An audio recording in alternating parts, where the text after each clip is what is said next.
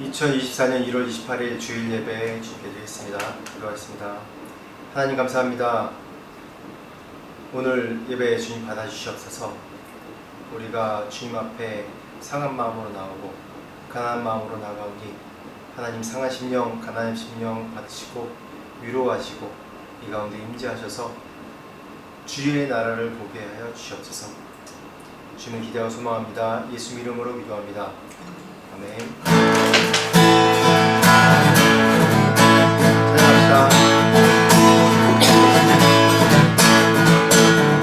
온 세상 창조주, 온 세상 구원자, 모든 것 이기신 운명의 하나님, 온 세상 창조주, 온 세상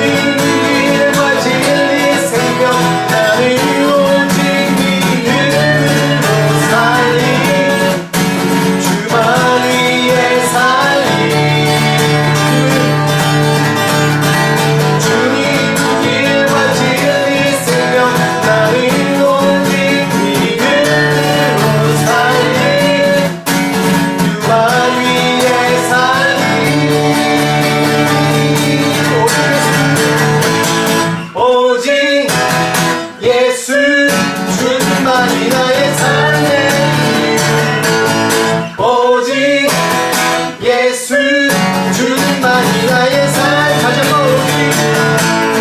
오직 예수 주님만이 나의 삶의 이유. 오직 예수 주님만이 나의 삶. 다시 한번 마지막으로 오직 예수 주님만이 나의 삶의 이유. 오직 예수 주님만이 나의 삶의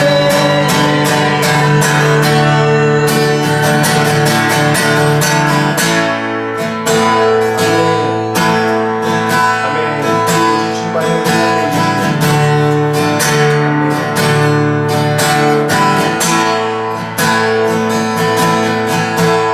유월처럼 나의 삶의 이어나네. 저 어둠의 곳에는 눈이 없네. 주보혈의 능력으로 원수가 날 경쟁하네. 난 이렇게 설 수 있네. 더 이상 정죄하고 난 주보혈 아래 있네. 주보혈 아래 있네. 그 피로 내 죄 사했네. 하나님의 날 거룩해 하시었네.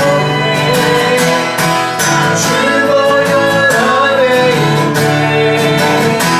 난 원수의 어떠한 능력에도 더 이상 넘어지지 않네. 난 주보혈 아래 있네. 원처럼 나의 삶의 능력만데.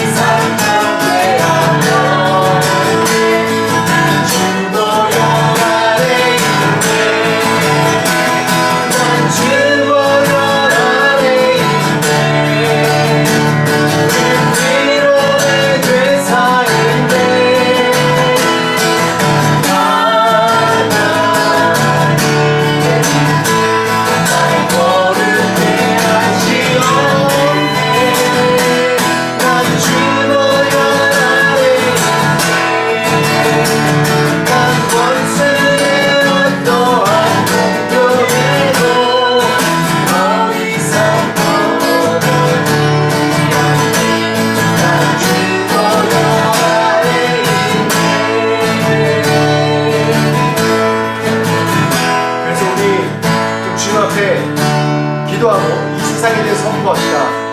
나에게는 더 이상 정죄함이 없습니다.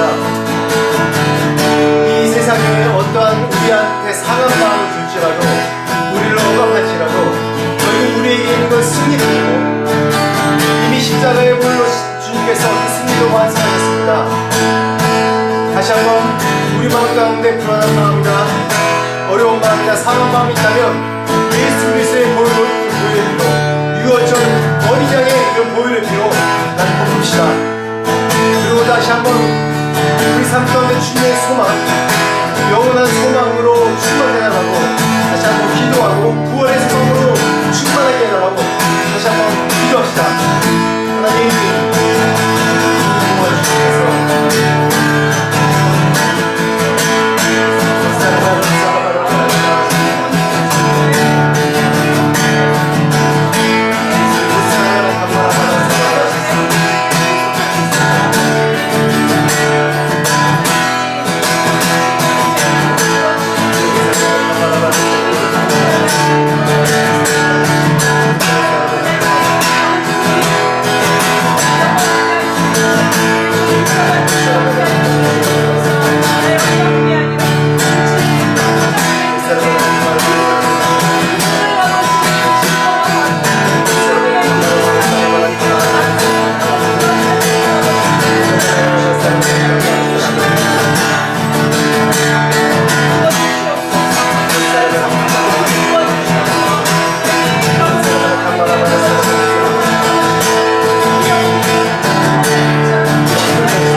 그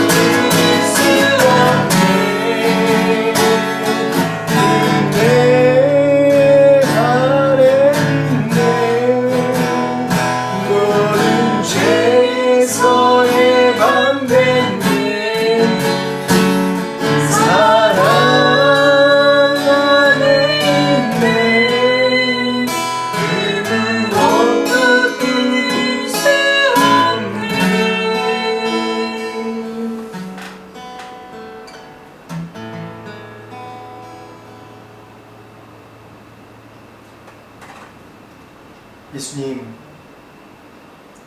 우리는 정말 십자가의 그 사랑과 그 은혜가 아니면 단 한순간도 살 수 없는 연약하고 연약한 또한 죄인입니다. 주님, 예수 그리스도의 보혈의 피로 정결케 하시고 우리의 죄를 고백하고 우리의 상한 마음을 고백하고 우리의 정죄된 마음을 고백할 때 예수 그리스도의 보혈의 피로 사하여 주시옵소서.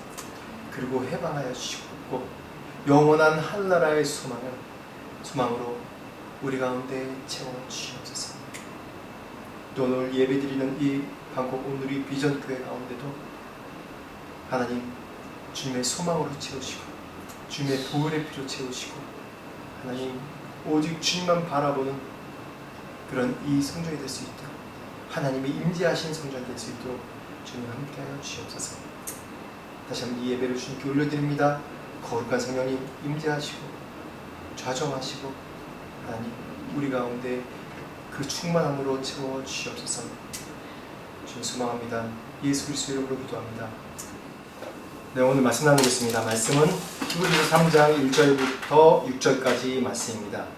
제목은 예수를 깊이 생각하라. 오늘 1절 말씀 가운데 나온 말씀입니다. 예수를 깊이 생각하라. 1절부터 6절까지 말씀 함께 읽겠습니다. 시작. 그러므로 함께 하늘의 부르심을 받은 거룩한 형제들아, 우리가 믿는 도리의 사도이시며 대제사장이신 예수를 깊이 생각하라. 그는 자기를 세우신 이에게 신실하시기를 모세가 하나님의 온 집에서 한 것과 같이 하셨으니 그는 모세보다 더욱 영광을 받을 만한 것이 마치 집 지은 자가 그 집보다 더욱 존귀함 같으니라. 집마다 지은 이가 있으니 만물을 지으신 이는 하나님이시라. 또한 모세는 장래에 말할 것을 증언하기 위하여 하나님의 온 집에서 종으로서 신실하였고 그리스도는 하나님의 집을 맡은 아들로서 그와 같이 하셨으니 우리가 소망의 확신과 자랑을 끝까지 굳게 잡고 있으면 우리는 그의 집이라. 아멘. 히브리서가 제가 계속 히브리서 말씀 나눌 때 처음에 얘기했다시피 히브리서는 누구를 대상으로 한 성경이라고 했죠? 유대인들이죠. 히브리인들. 즉 유대인으로서 이제 그리스도를 영접한 예수 그리스도를 믿는 그런 대상으로 이 보낸 편지입니다. 작자는 뭐 사도 바울이라고도 얘기하지만 작자가 이 글을 쓴 분이 정확하게 언급되어 있지 않습니다. 이 배경으로 다시 한번 말씀드리면 점점 박해가 심해지는 그런 로마의 지배 당시에 살았던 유대인들입니다. 유대인 그리스도인들입니다. 그 그리스도인들이 그 박해 가운데 다시 이 유대교로 돌아간다면 오히려 좀 더 편한 생활이지만 이 계속 유대인으로서 그리스도인의 그런 삶을 계속 살 때 로마의 박해뿐만 아니라 같은 동족인 유대교의 박해도 굉장히 심했습니다. 그래서 그 박해 정도가 그냥 단순한 박해가 아니라 정말 온 가족이 고통을 당하고 또 죽음을 당하고 그런 같은 공동체의 사람들이 고난과 죽음을 목격하는 그런 정도의 그런 심한 박해 가운데서 이들의 신앙이 예수님을 만났지만 성령 체험했지만 흔들리는 신앙을 다시 한번 붙잡아주고 또한 그때 당시에 그 유행했던 그 세계관 또 영지주의나 또 육체에 대해서 신성시 안 하는 그런 부정하게 생각하는 그래서 예수님의 성육신한 사건에 대해서 부정하게 하는 그런 이단적인 사상과 맞서서 이 히브리서에서 유대인들에게 특히 이 율법 모세경의 율법에 그런 익숙한 유대인들에게 정확하게 예수 그리스도께서 어느 직분이시고 어떠한 위치시고 율법 가운데 어떠한 분이신지 이제 이해시키기 위해서 그래서 다시 한번 소망과 확신을 주기 위해서 이 히브리서가 쓰여졌습니다. 왜냐하면 우리가 신앙생활을 하면서 늘 아무리 신앙이 굳건하고 강해도 늘 흔들릴 때가 있습니다. 우리가 인간이지 않습니까? 그래서 우리의 신앙은 사실 외부의 영향을 참 많이 받아요. 우리가 육체 가운데 있는 사람들이기 때문에 환경과 외부의 영향을 너무 많이 받습니다. 그래서 지금 이 당시에 이 이걸 읽는 독자들의 상황을 보면 참 어려운 상황입니다. 정말 배교할 수도 있는, 배교자도 많이 나오는 그런 상황에서 어떻게 하면 이 말씀의 확실한 것, 내가 유대교에서 그리스도인으로 되는 그런 과정 가운데 만났던 예수가 정말 내가 확실한 예수인가, 내 감정적으로만 믿었던, 그냥 눈으로 봤던, 내가 기적을 체험했던 그런 예수가 그냥 예수인가, 아니면 율법에서 뭘 정확하게 얘기하고 있냐라는 내용을 이 말씀을 통해서 차근차근 증거하고 더 확증해주고 있습니다. 그래서 특히 이 3장 1절에서 6절 말씀 보면 너무 1장에서 2장에서 말했던 그런 내용부터 해서 계속해서 뭐라고 했냐면 예수님에 대해서 빌드업해 나가는 과정이에요. 정확하게 증명해가는 과정입니다. 유대인들에게 가장 중요하다고 생각하는 그런 사상, 뭐 천사에 대한 생각이나 또는 신론이나 아니면 뭐 인물에 대해서 정확하게 예수님이 그들에게 어떠한 하나님인지에 대해서 설명하고 있는데, 먼저 1절 말씀 다시 한번 보겠습니다. 1절 말씀 시작. 그러므로 함께 하늘의 부르심을 받은 거룩한 형제들아, 우리가 믿는 도리의 사도이시며 대제사장이신 예수를 깊이 생각하라. 여기서 참 중요한 게 뭐냐면 오늘 말씀 전체의 주제인데 예수를 깊이 생각해야 된다는 겁니다. 예수를 깊이 생각하되, 그냥 우리가 흔들릴 때, 신앙이 흔들릴 때 예수를 깊이 생각할 때 내가 만난 예수님, 또 내가 경험한 예수님, 내가 어려울 때 어떻게 붙잡았던 예수님, 그것만 생각하는 것이 아니라, 단순히 그것만 생각하는 것이 아니라 정확하게 이 말씀, 이 성경 말씀, 이 몇천 년이 흘러내려오는 이 말씀 가운데 정확하게 하나님 예수 그리스도가 어떠한 분이신지에 대해서 내 안에 확증이 있어야 돼요. 그래서 말씀이 너무나도 중요합니다. 말씀이 정말 중요합니다. 내 경험은 잊어버릴 때가 많아요. 저도 예수님을 모태신앙이지만 예수님을 첫사랑으로 만날 때 그 사랑과 감격, 기억합니다. 그렇지만 자꾸 감정이라는 것, 경험이라는 것, 우리가 망각의 동물이기 때문에 자꾸 잊어버려요. 자꾸 그때의 감동을 그대로 느끼기 참 쉽진 않아요. 이전에 들었던 그런 음악이나 아니면 어떤 감정까지도 다 우리가 잊어버리는데, 우리가 이런 것들을 잃어버립니다. 그래서 정말 중요한 게 말씀의 확신 가운데 거해야 되는 거예요. 말씀을 보면서 말씀 가운데 내게 주셨던 말씀, 그 말씀을 통해서 내가 그때 깨달았던 예수에 대해서 깊이 생각하고 다시 한번 내가 일어나야 되는 것입니다. 그래서 오늘 보면 히브리인들에게 주는 말씀이기 때문에 정확하게 예수님께서 어떠한 위대한 분이신지 참 유대인들이 이 말씀을 보면 참 큰 감명을 받았을 겁니다.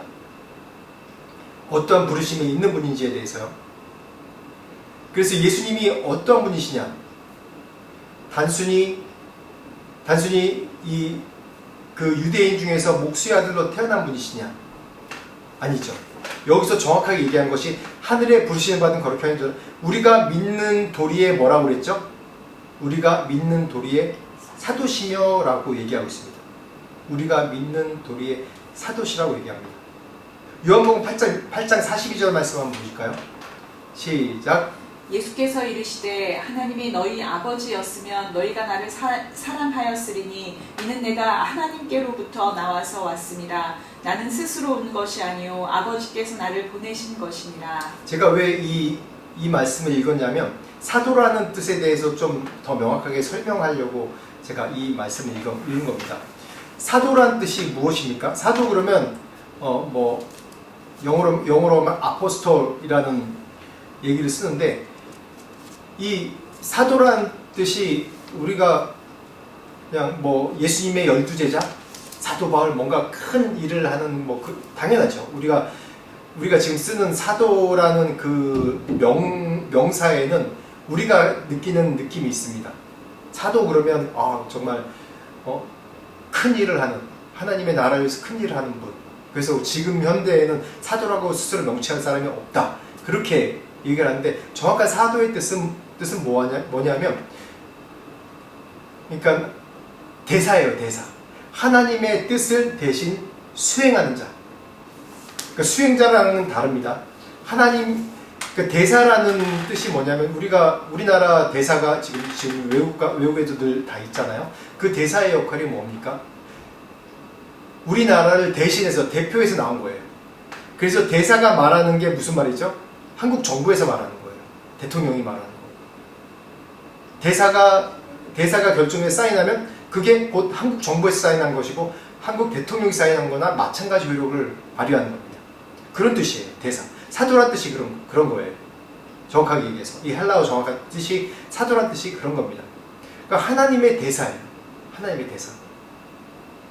그게 왜 더 중요하냐면 우리가 전에 이제 말씀 나왔던 1장, 2장 말씀 보면 무엇을 주로 얘기를 하죠?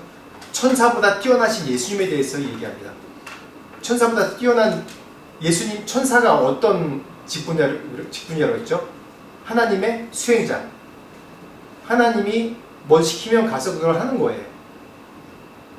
하나님의 대리자는 하나님의 그 대표나 그런 건 아닙니다. 그 달라요. 수행자예요. 수종자. 그 종과 같이 그런 일하는 하나님의 수종자예요, 천사. 그런데 사도는 뭐냐 하면 사도는 곧 하나님의 대리자예요, 대리자. 대사인 거예요. 하나님의 대사인 거예요. 그런 의미에서 사도라는 얘기를 썼습니다. 그래서 신약 성경 전체 가운데 이 사도, 예수님을 사도라 명시한 건 여기밖에 없습니다. 왜냐? 예수님에 대해 설명할 때 천사보다 뛰어난 자. 예수님은 하나님의 아들이다. 하나님의 수종자가 아니다. 하나님의 아들이다. 또 유대인의 언어로 또 정확하게 이제 언급한 것은 하나님의 대리자.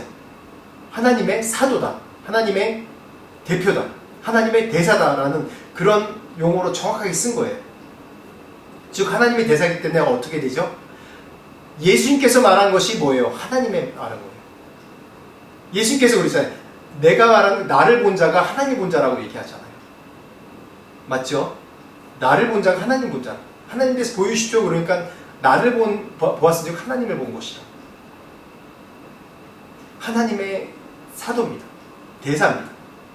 그리고 또한 이제 유대인의 가장 중요한 표현 중에 하나가 대제사장입니다. 천사보다 뛰어난 예수님에 대해서 얘기했죠. 그 다음에 사도인 예수님에 대해서 얘기했죠. 그 다음에 뭐라고요? 대제사장인 예수님에 대해서 그 1절의 말씀 가운데 우리가 읽었죠. 대제사장이신 예수. 대제사장에 대해서는 이제 히브리서 이 성경에 계속해서 대제사장이 어떠한 직분이고 어떠한 일을 했고 어떠한 과정을 거쳤고 그 얘기가 쭉 나옵니다. 근데 대제사장에 대해서 갖는 이 유대인의 의미가, 그 단어적 의미가 뭐냐면 대제사장 그러면 대속죄일에 1년에 딱 한 번 전 백성의 죄를 대신해서 딱 한 번 지성소로 나가는 거. 성소 말고 지성소, 성막 안으로, 휘장 안으로 들어가는 겁니다. 거기서 속죄를 받으면, 죄를 속죄를 받으면 그때가 대속죄일이에요. 그리고 우리가 지은 모든 죄가 사해졌다. 그 대속죄일을 위해서 이 각자 집에서 자신의 죄를 속죄하기 위해서 양을 기르고 양을 데려오고 그런 일을 하는 거예요. 여기에 대해 설명은 길지만 대제사장의 의미가 그렇다는 거예요. 대제사장은 유대인이 갖는 의미는 나의 죄를 대신해서 대리로 하나님 앞에 속죄함 받게 하는 그런 직분의 사람이다. 그냥 일반 제사장이랑 다른 거예요. 일반 제사장은 제사를 수행하는데 도움의 역할을 하지만 대제사장은 온 백성의 죄를 대신해서 속죄함 받는 그런 역할을, 그런 통로의 역할을 하는 그런 자가 대제사장이에요. 그런데 뭐라고 얘기해요? 1절 말씀에 우리가 믿는 도리의 사도시며 대제사장이신 예수에 대해서 얘기합니다. 우리가 믿는 도리의 사도라고 얘기하면 우리가 믿는 도리가 뭡니까? 지금 독자들은 다 누구냐면 크리스찬들이에요. 유대교인으로서 크리스찬들이에요. 이들의 믿는 것은 뭐예요? 예수님의 그런 행적과 예수님의 십자가의 못 박히심과 그런 것들 아니에요. 그게 우리가 믿는 도리 아닙니까? 거기에 대한 사도라는 겁니다. 그리고 또한 대제사장. 이때 당시에 대제사장이 유대인에게 어떠한 인식이 있냐면 왜 예수님이 대제사장이라고 굳이 비유를 했냐면, 이때 대제사장은 원래 대제사장은 종신직이에요. 아론의 그런 혈통으로 내려오는 대제사장 종신직인데, 이때 당시는 로마가 식민 지배하면서 로마에서 임명하는 자가 대제사장이었어요. 그래서 이때 당시에 제사장 이름이 두 사람이 나옵니다. 근데 그 제사장 두 사람이 뭐냐면 전직 제사장, 대제사장, 그리고 현직 대제사장, 그런 기록이 나왔는데, 그러할지라도 이 권력이 있는 거예요. 그러니까 예수님이 여기 갔다가 저기 갔다가 또 대제사장의 얼굴을 보지 않습니까? 그렇듯이 대제사장이 어떠한 위치냐면 그냥 거룩한 일만 담당하는 직분이 아니라, 당시 이스라엘의 가장 중요한 의결구가 산헤드린 공회인데, 그 공회 뒤에서 이걸 움직이는 그런 능력이 있는 게 대제사장의 직분이에요. 그러면 백성들에게 느낌이 어떻겠습니까? 아, 정치, 권력자. 그렇지만 직분이 대제사장이기 때문에 1년에 한 번 대속죄일에 우리들을 대신 속하는 사람. 그렇기 때문에 사람들 인식 속에 대제사장 직분이지 이 사람에 대해서 완벽하지 않고 타락한 사람, 권력에 심취한 사람, 이렇게 인식이 있는 거예요. 근데 예수님은 어떤 분입니까? 이들이 아는 예수님은 이런 대제사장이 아니지 않습니까? 이런 대제사장이 아니라 자기를 헌신하고 자기를 희생하고 자기의 몸을 버린 그런 대제사장이시죠. 그래서 이 예수님을 대제사장으로 비유한 거고, 우리가 아는 하나님, 이전에 대제사장으로 통해서 가는 게 아니라 예수 그리스도의 보혈로 우리가 죄를 속죄함 받고 하나님께로 거룩함을 입을 수 있는 그런 속한 것이에요. 그래서 다시 한번 유대인의 시각으로 다시 한번 모세라는 인물이 나옵니다. 2절 3절 말씀 같이 있습니다. 시작.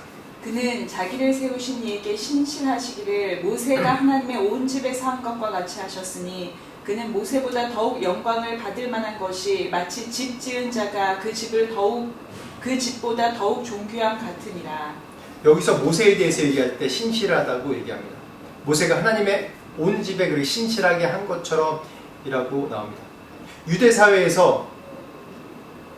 사회에서 가장 정점에 있는 신실한 사람, 가장 정점에 있는 영웅 중에 하나가 누구냐라고 얘기하면 몇 인물을 꼽는데, 그 중에서 하나가 모세입니다. 모세가 얼만큼 신실했습니까? 어떻게 말하면 자신의 모든 누릴 영광을 다 버리고 자기의 사명이 노예로 시달리는 히브리인들을 구하는 것이 자기에게 하나님께 주신 사명이다. 그래서 잠시 내가 이게 지금 왕족 가운데 있지만 그걸 버리고 어떻게 해요? 믿음으로, 11장에 나오는 믿음으로 내가 이 백성을 담당하리라 라고 뛰어든 겁니다. 희생이죠. 신실했죠. 그만큼 신실했어요. 하나님의 명령하신 말씀에 신실한 사람이었어요. 그 모세의 신실함 때문에 어떤 일이 일어났죠? 나라가 세워진 거 아닙니까? 건국한 사람이에요, 모세가 어떻게 보면. 그래서 이스라엘 사람에게는 모세가 영웅인 거예요. 그 신실함으로 인해서 자신의 왕으로서 누릴 그 평안함을 버리고 노예와 같이 히브리인들, 자신의 동족을 구하려고 그 온갖 고난과 어려움 가운데 하나님의 명령에 따라서 신실하게 그 일생을 바친 모세를 이스라엘 백성은 신실하다고 얘기합니다. 그런데 오늘 말씀 가운데 모세가 하나님의 온 집에 한 것처럼, 우리 세우기 위해서 한 것처럼, 그는 모세보다 더 영광을 받으실 만한 것이 마치 집 지은 자가 그 집보다 더 존귀한 같으니라 라고 얘기합니다. 모세가 그렇게 하나님께 신실했기 때문에 또한 하나님께서 이 모세에게 증거를 보여주시기 위해서 그 영광을 주셨어요. 그 영광이 또 성경 어디에 나타나냐면 고린도전서 3장 13절부터 14절에 나와 있습니다. 읽어보겠습니다. 시작. 우리는 모세가 이스라엘 자손들에게 장차 없어질 것의 결국을 주목하지 못하게 하려고 수건을 그 얼굴에 쓴 것 같이 아니하노라. 그러나 그들의 마음이 완고하여 오늘까지도 구약을 읽을 때 그 수건이 벗겨지지 아니하고 있으니 그 수건은 그리스도 안에서 없어질 것이라. 아멘. 모세의 영광에 대해서 얘기했습니다. 그는 모세보다 더욱 영광 받으실 만한 것이라고, 예수님 모세보다 더욱 영광 받으실 만한 것이라고 얘기하고 있어요. 그렇듯이 모세가 이 하나님과 대면하고 내려와서 어땠죠? 이 출애굽기 3장 29절에 3장에 나오는 얘기인데, 내려와서 그 하나님의 대면하는 그 영광의 광채가 너무 빛나서 사람들이 얼굴에 너무 못 보겠다고 그러고 이 얼굴을 수건으로 가립니다. 근데 어떻게 되죠? 시간이 지날수록 점점 그 영광의 빛이 사라져가요. 우리에게, 인간에게 있는 영광의 빛은 그렇습니다. 그렇지만 어떻다고요? 예수 그리스도는 그 영광이 끊임없이 영원 무궁하신 겁니다. 예수 그리스도는. 그래서 모세의 영광과 모세가 잠깐 없어질 그런 영광의 빛과 전혀 비교할 수 없는 것이 바로 예수 그리스도라고 얘기하는 거예요. 유대인들은 정확하게 이걸 이해해요. 어떤 뜻인지. 모세의 영광, 빛난 영광 점점 없어지는 것이지만 예수님의 영광, 신이신 하나님이신 이 예수의 영광은 없어지지 아니하리라. 그래서 그 영광이 모세 영광보다 비교할 수 없는 그 큰 영광이라고 얘기합니다. 그래서 4절 말씀, 그래서 골로새서 1장 15절 17절 말씀 두 가지 말씀 같이 읽어보겠습니다. 4절 말씀 시작. 집마다 지은 이가 있으니 만물을 지으신 이는 하나님이시라. 골로새서 1장 15절 17절. 그는 보이지 아니하는 하나님의 형상이시오 모든 피조물보다 먼저 나신 이시니 만물이 그에게서 창조되되 하늘과 땅에서 보이는 것들과 보이지 않는 것들과 혹은 왕권들이나 주권들이나 통치자들이나 권세들이나 만물이 다 그로 말미암고 그를 위하여 창조되었고 또한 그가 만물보다 먼저 계시고 만물이 그 안에 함께 섰느니라. 그쵸. 집마다 지은이가 있으니 이 만물은 바로 지으신 이는 바로 누구예요? 하나님이요. 그게 누구요? 예수 그리스도라는 거예요. 이 태국에 이제 40년 된 아파트가 있는데, 그 태국에서 이 방콕에 제일 처음 지어진 아파트라고 해요.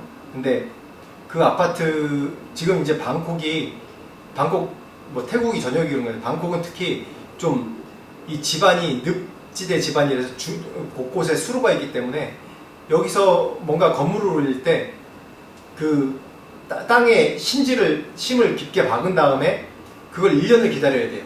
그러면 1년을 기다리면 땅이 쭉 가라앉는데요. 그 이후에 이제 공사할 수 있는 허가가 나온다고 합니다. 그렇듯이 어떤 거는 그런 거 기초 공사를 많이 하지 않으면은 이게 올라가면서 또 나중에 시간이 지나면 이게 꼭 피사의 사탑처럼 이렇게 기울어지기도 하고 갈라지기도 하고 그런다고 그래요. 근데 그 아파트가 40년 됐는데 튼튼하게 서 있는 거예요. 높은 한 30층 가까이 되는 아파트인데. 근데 뭐 크랙 간 것도 없고 관리도 너무 잘했고, 그래서 어느 목사님이 이제 건축하신 목사님 와서 보고 40년 됐다니까 이게 물어보는 게 이게 누가 졌냐고 물어보는 거예요. 누가? 그냥 그 건물의 위대함, 건물이 예쁘네, 오래됐지만 튼튼하네 그렇게 얘기하는 게 아니라 뭐라고 그러죠? 이거 누가 졌냐고. 근데 그거 40년 전에 태국 사람이 진 것이 아니라 처음으로 이제 방콕에서 그 높은 빌딩 아파트를 짓는 거기 때문에 그 외국 이제 자본을 들여온 거예요. 그래서 외국 기업이 이거 하나하나 설계해서 다 졌다고 그래요. 그래서 그 얘기 듣고 어쩐지 외국 사람들이 이걸 심혈을 기울여서 졌구나라고 얘기를 합니다. 이렇게 얘기를 합니다. 그렇듯이 집을 얘기할 때 그 집이 아름답고 멋있고 그렇지만 그 집을 볼 때 뭐라고 그러죠? 그 집을 지은 사람에 대해서 물어보지, 그 집에 살고 있는 사람보다 그 집에 대해서 얘기할 때는 그 집을 지은 게 누구냐라고 물어보잖아요. 그렇듯이 모세를 있게 한 분이 누구죠? 하나님입니다. 모세를 있게 한 분이 하나님입니다. 모세가 위대한 일을 했어요.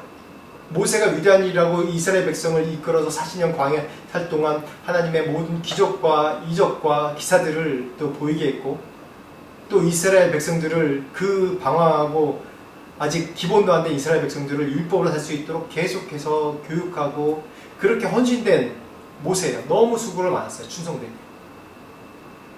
그런데 그런 걸 있게 한 분이 누구죠? 바로 하나님입니다. 하나님.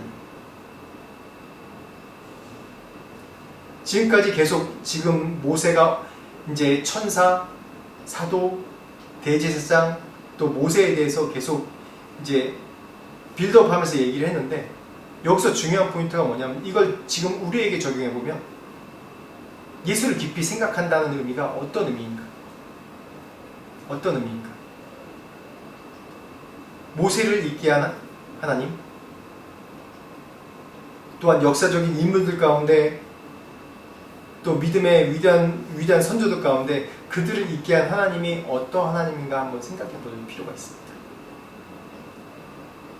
세상의 기준은 우리를 계속 흔들고 있어요. 너는 뭣도 안 되네, 뭣도 안 되네. 또 어떤 사람은 핍박을 받고 있고 어떤 사람은 자신의 태어난 정체성까지 부정당하는 사람들이 이 세상에 많이 있어요. 모세는 정말 인생이 정말 파란만장하지 않습니까? 히브리인의 아들로 태어나서 이제 왕의 바로의 명령으로 죽어야 되는데 이 나일 강변에 이제 갈대로 만든 그런 방울에 띄어보내서 구사일생으로 살아나고 이제 죽어야 되는 그런 모세가 이제 왕족이 된 거예요. 왕자로 입양이 된 거예요. 왕자로 입양돼서 편안하게 잘 살 수 있었는데 자기 동족 히브리인을 구하려다가 어떻게 됐죠? 이제 살인자로 이제 쫓기게 됐어요. 그래서 미디안 왕에서 40년 또 살아요. 80의 나이면 뭐 할 수 있는 나이가 아니지 않습니까? 다시 부르심을 받습니다. 아무것도 안, 힘이 다 빠졌습니다. 그래서 나머지 40년 동안 이 광야에서 이스라엘을 이끄는 지도자가 됐어요. 모세가 위대합니까? 하나님이 위대합니까? 각자 인생이 여러 가지 다른 인생이 있습니다. 우리 삶 가운데 다 다른 인생이에요. 우리가 고백하는 것이 늘 뭡니까? 주의 은혜가 아니면 우리가 살 수 없다고 얘기하지 않습니까? 어떻게 보면 그게 환경이 우리를 만든 거예요. 다 이런 마음 갖는 거 아닙니다. 다. 자기가 잘나서 잘 되고, 자기가 선택을 잘 되고, 자기가 이 시점에 요걸 이렇게 해서 노력해서 잘 됐기 때문에 내가 이렇게 됐다 라고 생각하는 사람도 굉장히 많습니다. 근데 내가 이것이 주님의 은혜라고 내가 고백하는 것이 바로 그 은혜입니다. 바로 은혜. 바로 그게 은혜입니다. 그럴 때 내가 예수에 대해서, 내가 만난 예수님에 대해서, 이 성경에서 얘기하는 예수에 대해서 깊이 생각해야 하는 거예요.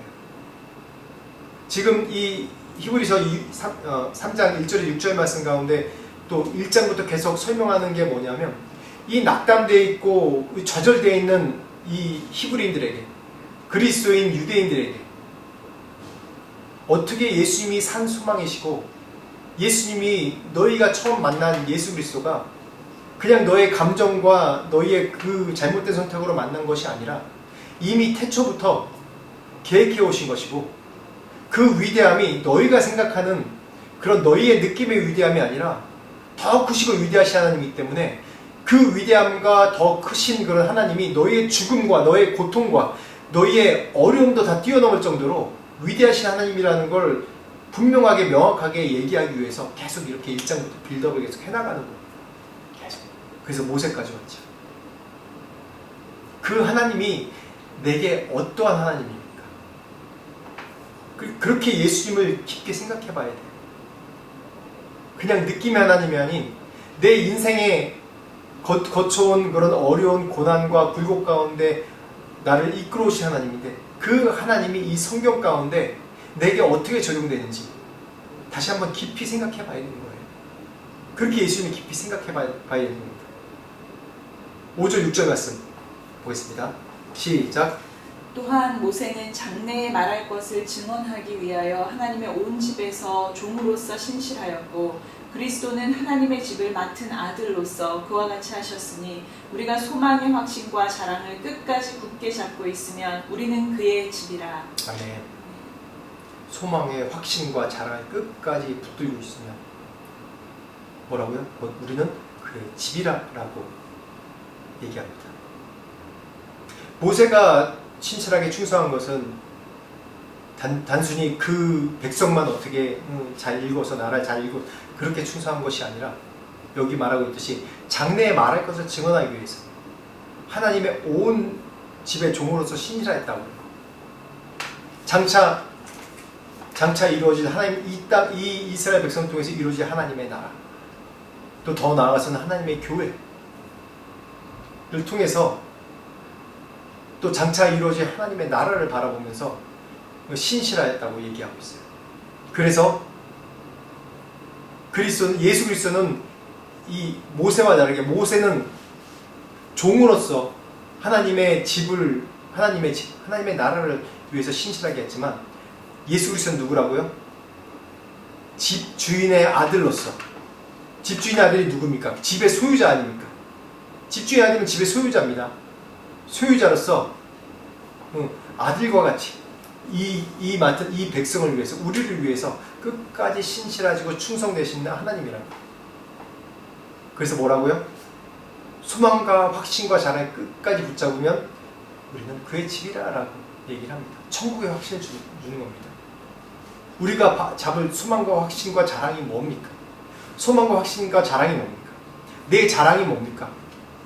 내 자랑이 얼마나 내가 공부를 했냐? 내 자랑이 내가 얼마나 아름답고 멋지냐? 내가 얼마나 돈이 많냐? 내가 얼마나 많은 재능이 있냐? 그것이 아니죠. 내가 얼마나 이 세상의 험난 세상 가운데 소망과 확신으로 붙들고 있는지, 천국을 소망하며 사는지에 대해서, 그게 나의 힘이고, 내 끝까지 잡을 때 결국 그걸 놓치면 내 천국을 못 가는 거예요. 제가 요번 주에 저랑 계속 메신저로 대화하는 또 한국에 있는 형제님이 계신데, 그분이 그렇게 얘기를 해요. 갑자기 항상 이제 가끔가다 한 2, 3일에 한 번씩 이제 기도 제목 저한테 보내주고 기도하겠습니다 얘기하고, 그 자리에서 받으면 그 자리에서 기도하고, 그리고 제가 메시지 보내면 그러거든요. 근데 한 4, 5일 정도 메시지가 없는 거예요. 보통 늘 기도하기 때문에 그 기도 제목을 간단하게 한 줄만 딱 해서 보내거든요. 그래서 이상하다 그래서 한 일주일 가까이 없길래 제가 메시지를 한번 보내왔어요. 근데 뭐라고 하냐면,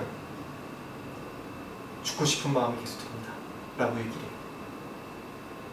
처음으로 제가 그 얘기를 들었어요. 그 형제님이 늘 이제 뭔가 어려움이 있어도 소망하고 계속 그 어려움을 뚫고 나가려고 하나님께 의지하고 기도해 주십시오, 중보해 주십시오 이렇게 얘기했는데, 죽고 싶습니다. 갑자기 그 한 줄 딱 한 거예요.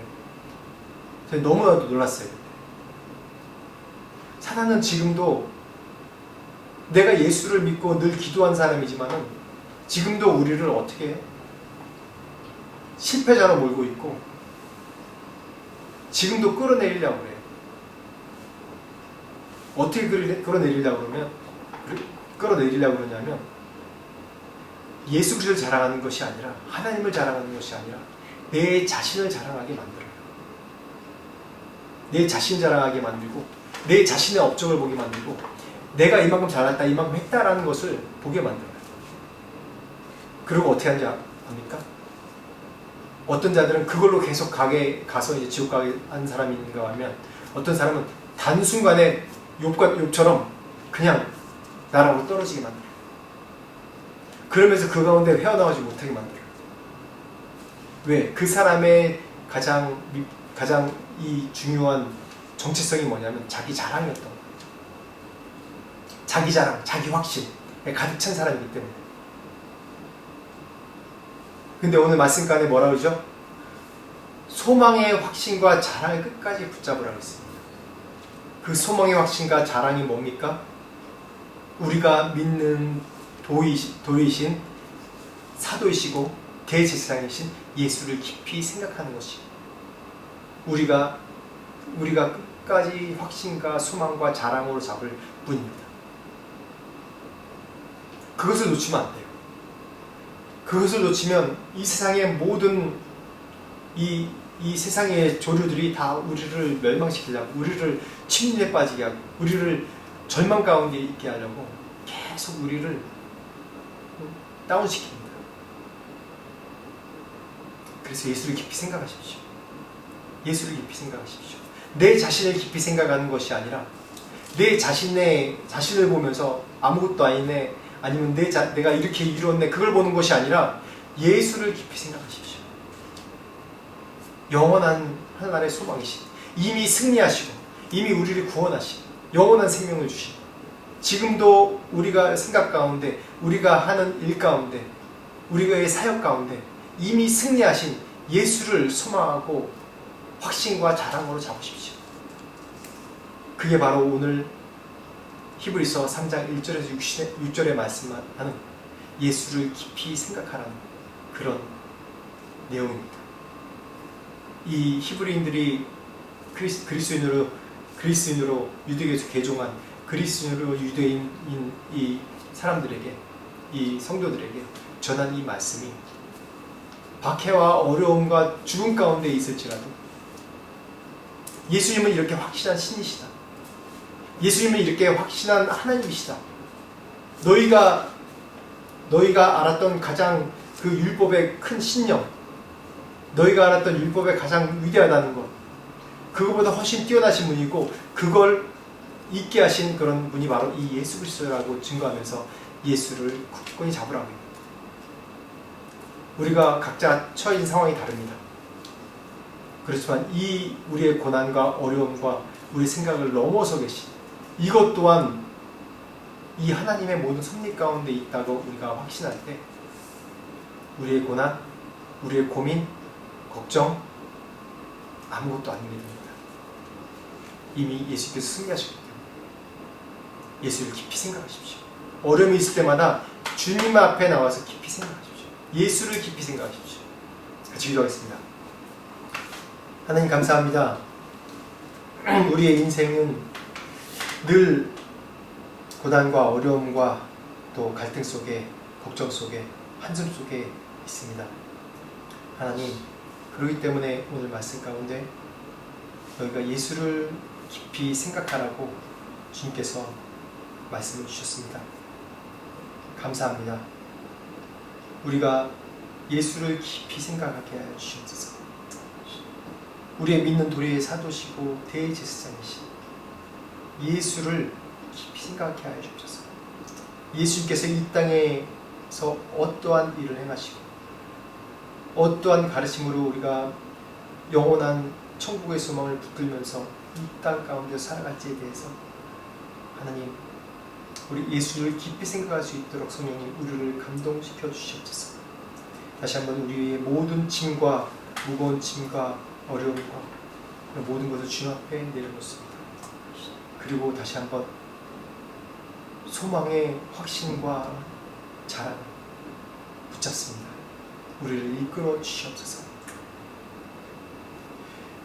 지금은 우리 주 예수 그리스도의 은혜와 하나님 아버지의 무한하신 사랑과 성령님의 감화감동 역사하심, 예수 그리스도부터 오는 소망과 확신과 자랑을 잡기로 원하는 모든 자들에게 지금부터 영원토록 함께 하시기를 간절히 축원하옵나이다.